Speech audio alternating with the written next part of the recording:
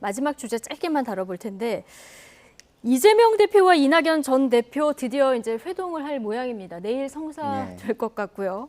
자, 비공개로 진행이 된다고 합니다. 서울 모처에서 만난다까지만 전해졌는데 전현직 민주당 대표가 만나는 건데 보통 비공개로 합니까? 뭐 비공개로 할 이유가 있으면 비공개로 하는 경우도 있죠. 그러니까 저 만남이 양쪽에 굉장히 예민하다 이렇게 좀 보여지는 거예요. 뭐 자칫하면 한쪽에 이용당할 수도 있고 아니면 굉장히 큰 갈등으로 비화할 수도 있고 뭐 이런 여러 가지 요소들이 존재하기 때문에 그런 것들을 좀 어느 정도 정제된 모습으로 바깥에 발표하거나 표출시키기 위해서 그런 것 아닌가 이런 생각이 들고. 그럼 내일 만남이 있으면 그 만남이 끝나고 난 다음에 어떤 브리핑 같은 게 있을 가능성이 그렇지 있겠군요. 않을까. 왜냐하면 배석자도 또 한 분씩 있는 상황이라고 하니까 그분들을 통해서 어느 정도 정리를 해서 발표하지 않을까 이런 생각이 듭니다.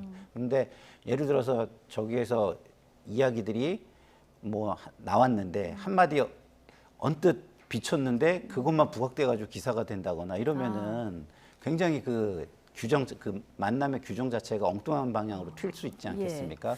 그런 측면에서는 지금 상황에서는 비공개로 한 다음에 후에 배석자로 하여금 일정 부분 브리핑을 하게 하는 게 맞을 수도 있겠다 이런 생각이 듭니다. 언뜻 생각하면 사실 두 분이 이렇게 악수하고 만나는 모습만으로도 지금 뭐 화합의 모습을 좀 연출할 수 있지 않을까 이런 생각이 드는데 무드 발언에서 혹시나 조금 예민하게 해석되는 발언이 나오면 안 좋을 수도 있으니까 이제 끝나고 나서 정리하는 방법 이런 얘기를 해주셨는데 내일 일단 어떤 얘기가 두 분 간에 오갈까가 가장 관심 아니겠습니까? 저는 적전 분열은 피할 테니까 외교안상 피할 테니까 아마 뭐 상임 고문이시잖아요. 그러니까 도움을 달라라는 말씀을 하실 거고 그 도움의 의미는 이재명 전 대표 입장에서 내 말을 따라달라라는 도움의 의미일 것이고 그다음 이낙연 전 대표 입장에서는 도움을 주겠다라고 하는데 그 도움은 내가 얘기하는 대로 따라달라라는 식의 도움일 거예요. 그러니까 거기서 구체적인 얘기가 오가면 조금 더 팽팽하겠지만 어쨌든 그 정도 말씀 속에서 나오는 뭐 대치 정국 이것이 조만간에 조금 행위로 나올 것이다. 파열음이 저는 그렇게 생각합니다. 그러니까 이낙연 전 지사 입장에서 보면 내가 돌아다녀 보니까 이런 그 외부의 시각이 있더라라고 하면서 본인이 이걸 전하면서 아마 혁신안을 요구하든지 뭔가를 요구할 겁니다. 거기에다 이재명 대표가 어떻게 받아들일지 어떤 반응을 보일지에 따라서 조금 더 구체적인 분쟁 양상으로 발전할 가능성도 없잖아 있다 이렇게 생각합니다.